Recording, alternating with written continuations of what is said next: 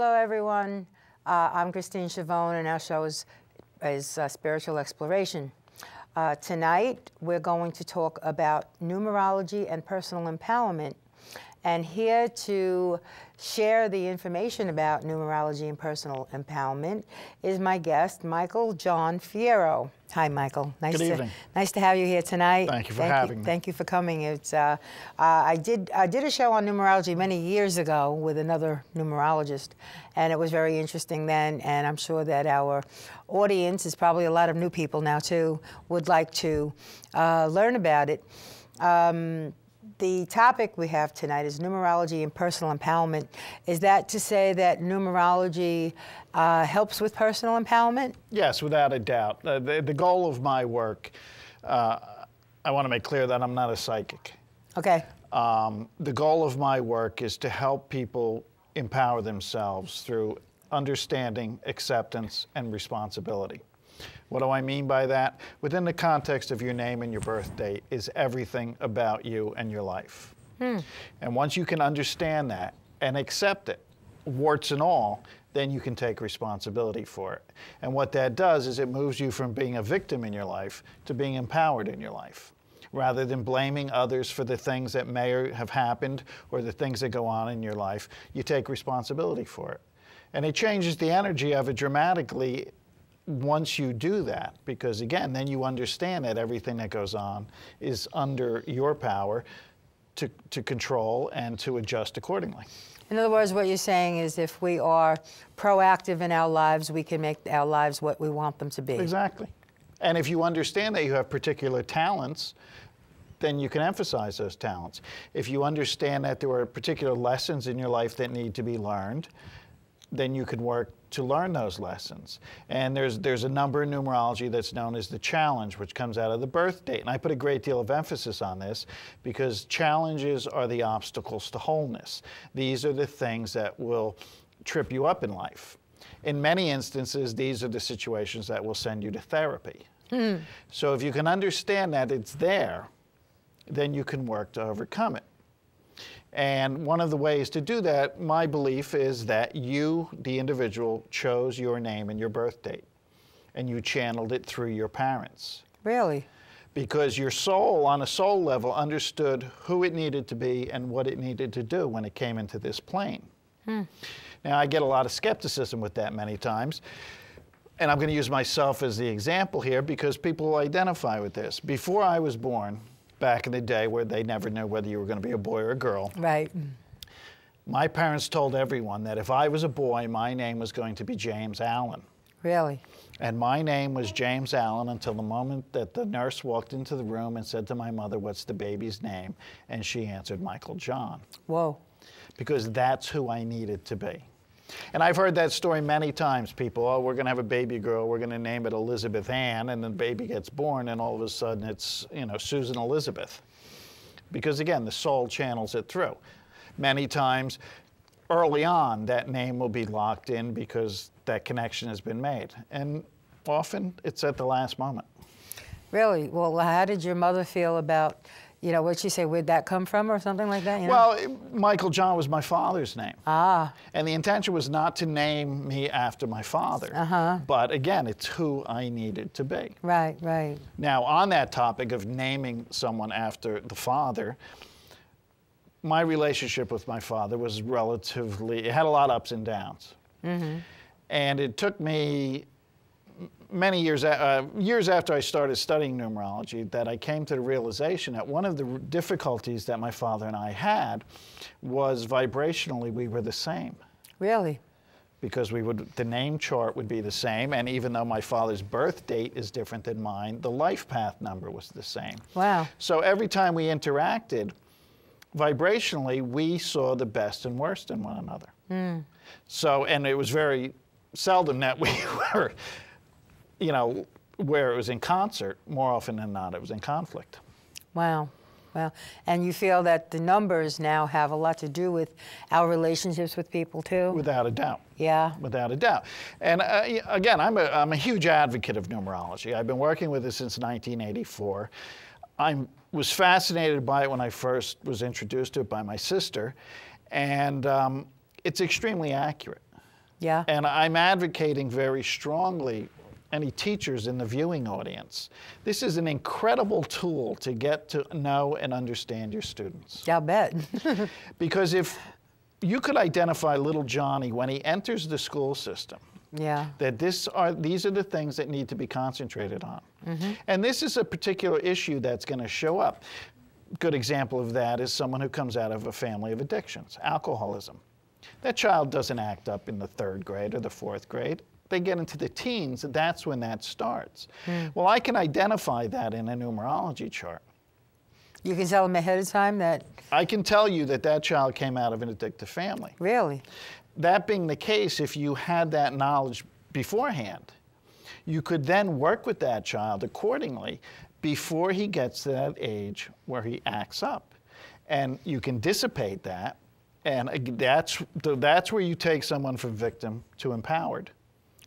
By turning that lesson around.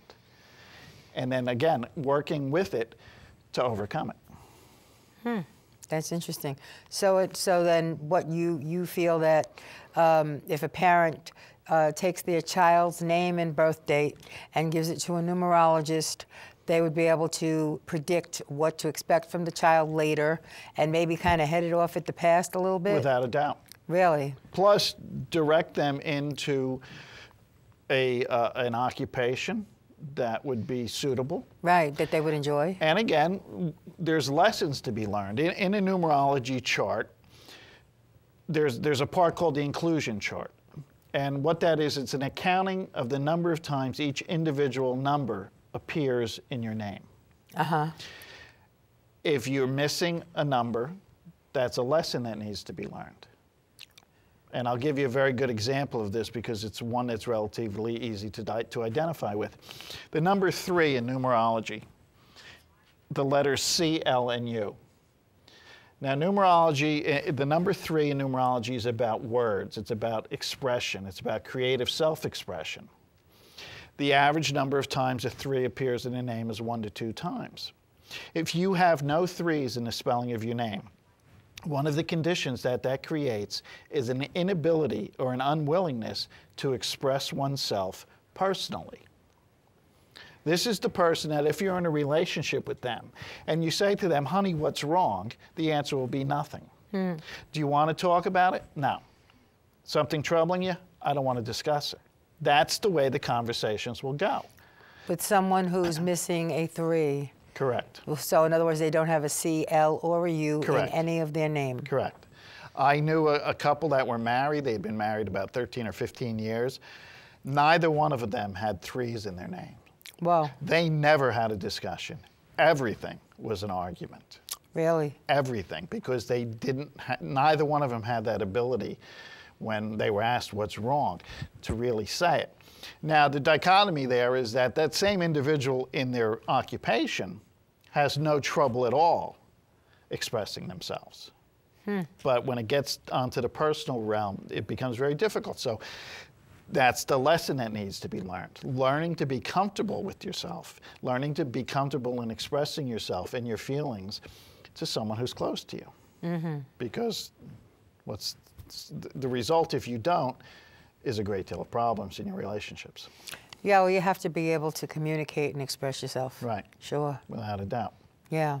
Do you want to explain to us what this chart that you referred to it? So let's explain to our audience exactly where you have numbers from 1 to 9, and then A to I on one line, and then J to R on the next line, and S to Z on the next. Right. And they all fall under the respective number. Correct. So that if your name has let's say B, then the number 2, and if you know, well, the numbers correspond to the letters. Numerology is based on the numbers 1 through 9. Right. And the alphabet as we know it. And as you said, each letter is assigned a particular number. Right.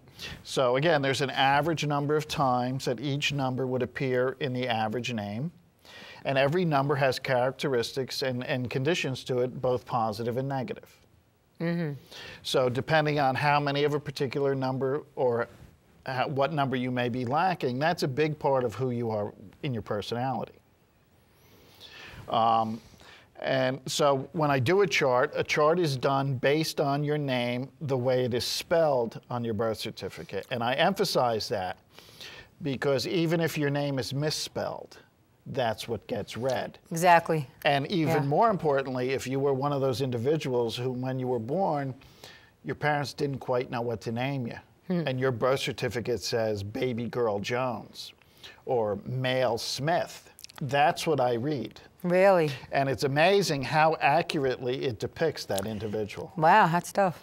Now, I'm also an advocate of name. I do not advocate name changes. That's why when I do a chart, I only read the birth name. Well, like in my case, Christine, I spelled Christine, which is the American way, but I was named after my grandmother, who was Italian, and in Italian, they don't have the H. So on my birth certificate, it was Christine, even though I used the H. And what you did when you did that, because H is an 8. Now, 8 in numerology, in the spelling of the name, 8's a very powerful number. It's a very masculine number, has a great deal of association with business and personal power and authority. And luck too sometimes. Well, it's also the law of return. If you turn an 8 on its side, it's infinity. That's right. So it governs the law of return.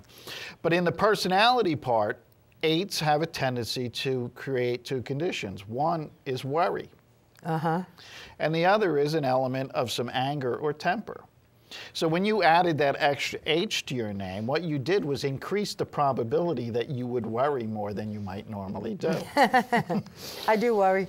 Yeah, well, and I would see that immediately because and usually when I see that, that's one of the first things I'll say to somebody, you worry too much. And where's the, how do you deal with your anger? Because anger is misplaced power. So again, it's learning how to flip things from the victim mode to the empowerment mode.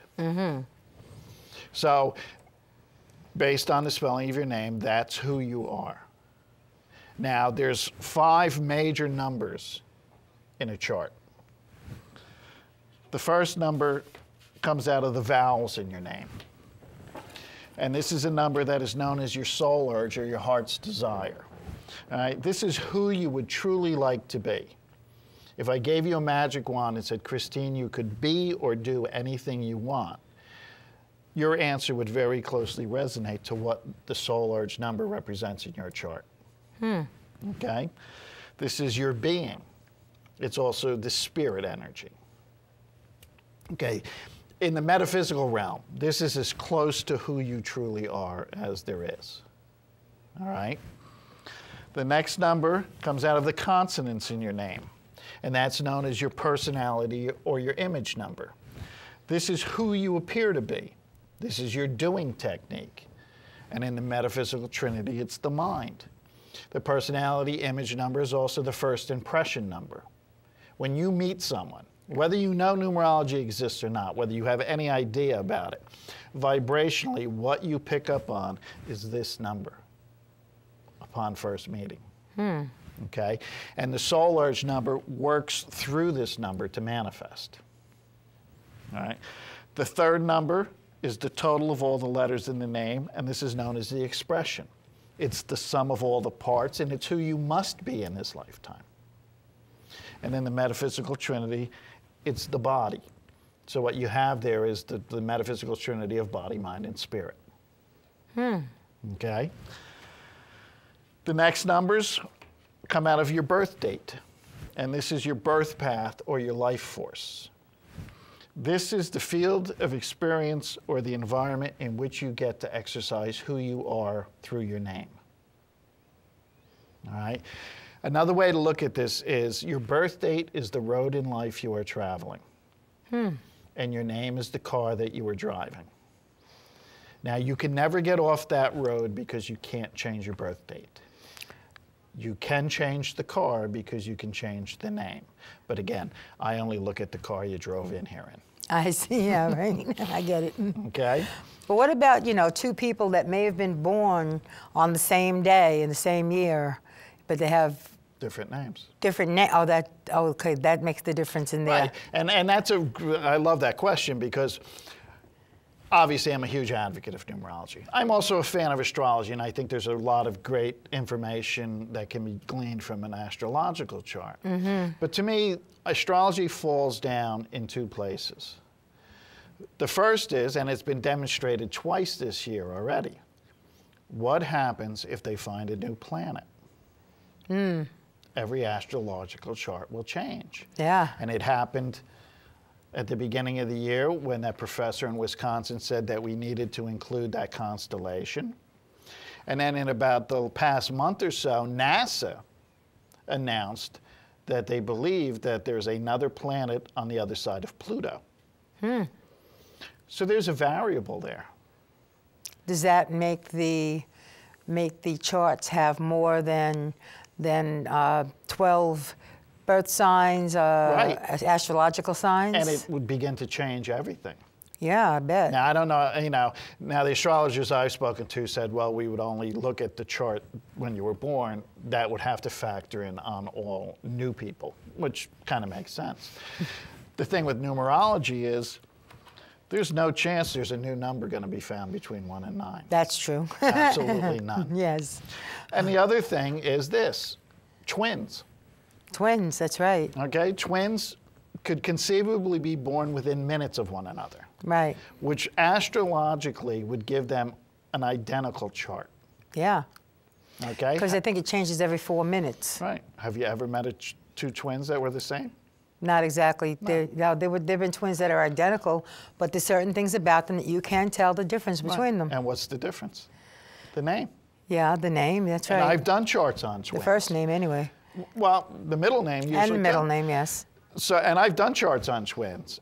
And you can delineate the difference in them, personality-wise, and how they are. And you can look at them, and you can see that difference in the way they act and the way they interact. So to me, that's one of the things, for me, that makes numerology such an accurate science. The other thing being this, numbers are the one constant in the universe. Everything in this studio can be reduced to a mathematical equation. When they put a man on the moon, it was a mathematical equation. They didn't give him a map, tell him to turn, make a left when he got 3 miles. The table of elements in science, they're all numbered. When they send signals out into outer space to contact extraterrestrial life, they send out mathematical equations. They don't send out passages from books. They send out mathematical equations because it is the music and the language of the universe. So there's that constancy there that, again, to me, greatly enhances the science of numerology. That's very interesting. Okay. While we're talking about numerology, tell us a little about yourself. You do have a website, right? Yes. What is your website? My website is numerology and personal empowerment.weebly.com. All right, numerology and A-N-D? A-N-D. Personal empowerment.weebly.com. Weebly, W-E-E-B-L-Y. E-E-B-L-Y. And it's very important that you put that in because otherwise you won't find it. Now you can Google my name and you'll find me. Google your name. Yes.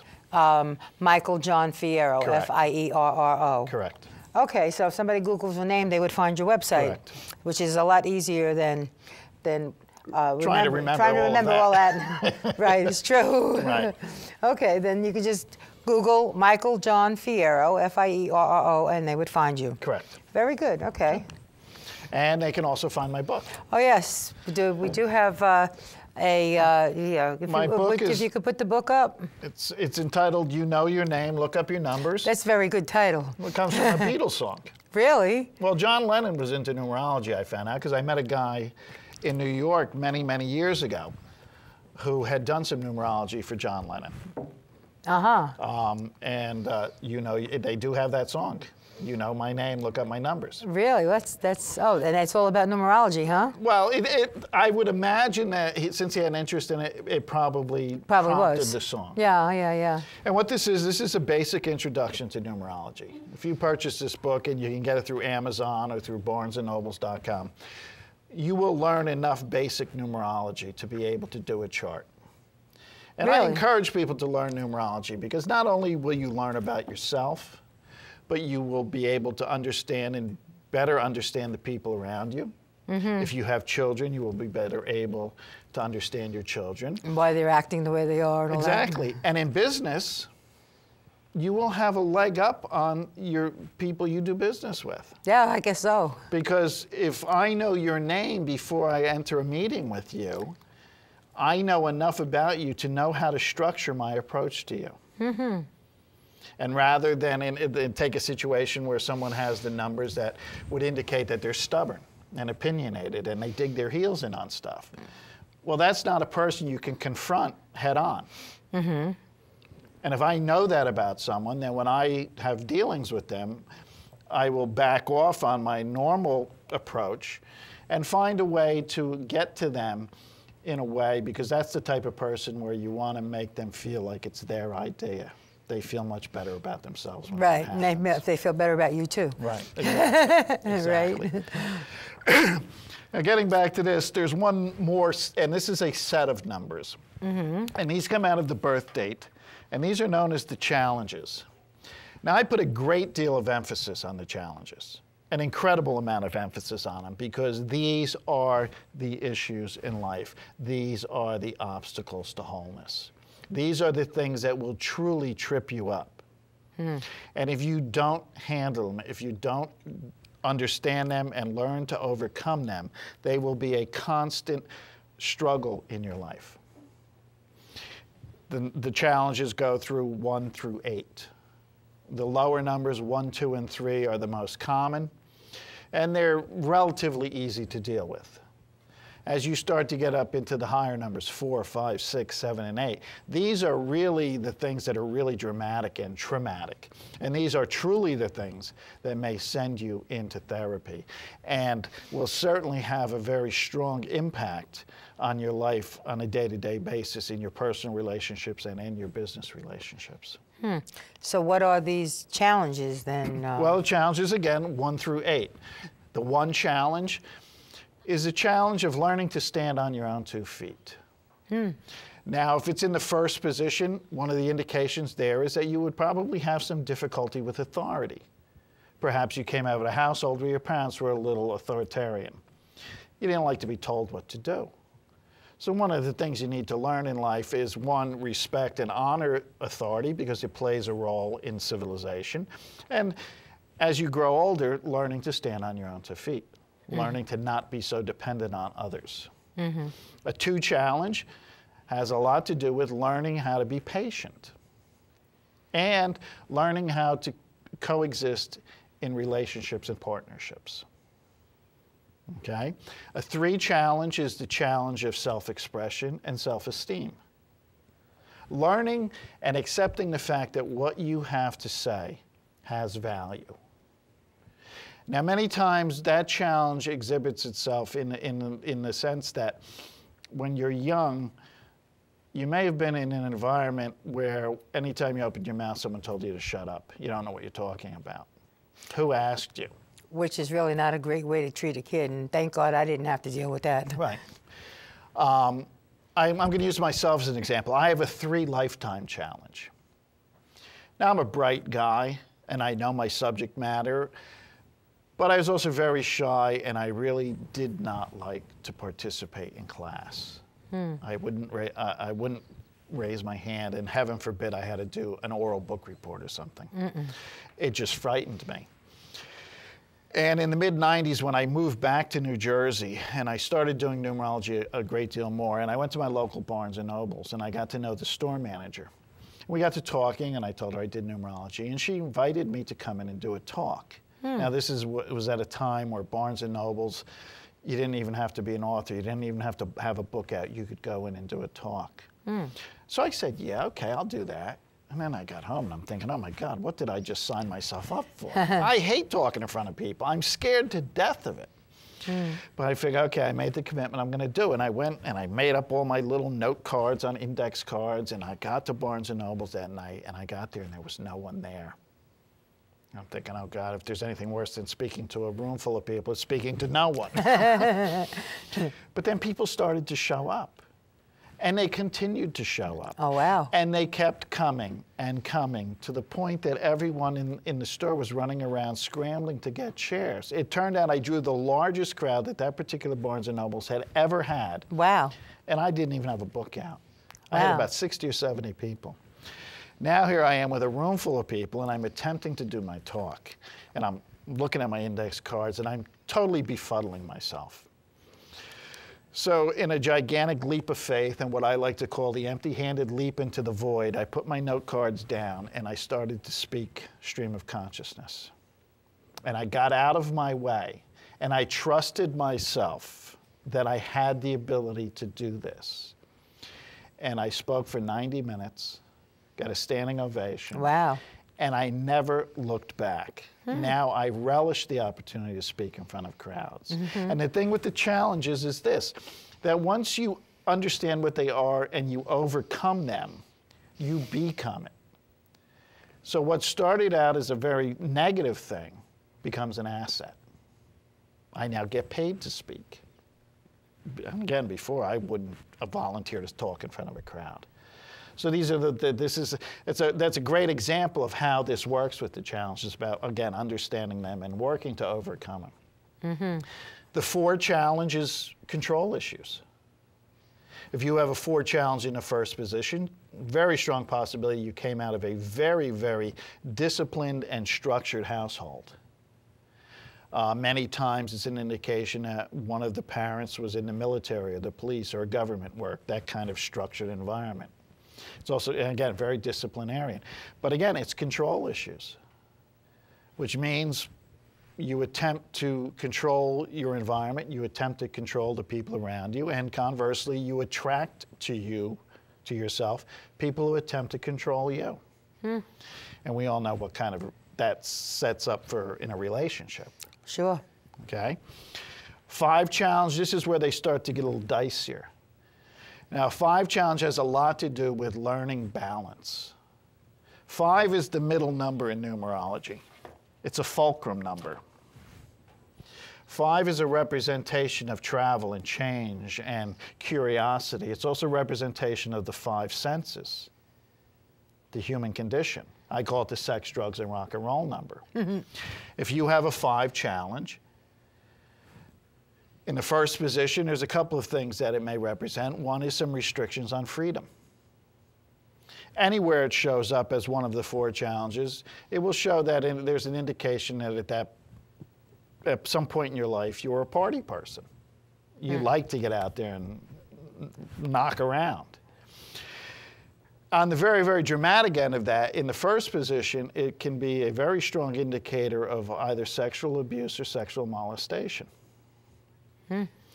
Now, I've had a few instances in my life, my best friend being one of them, where I did a chart for them and I said to them, were you ever sexually abused, sexually molested? Oh, no, no, no. I said, well, I see it here. I'm thinking that it may be. And my dear friend, my best friend, never acknowledged it in the first years that we knew each other. And then she got involved, and in the work that she does, the organization that she works for, self-examination is a big part of the process. And in one of these processes, the sexual abuse came up. Really? And they uncovered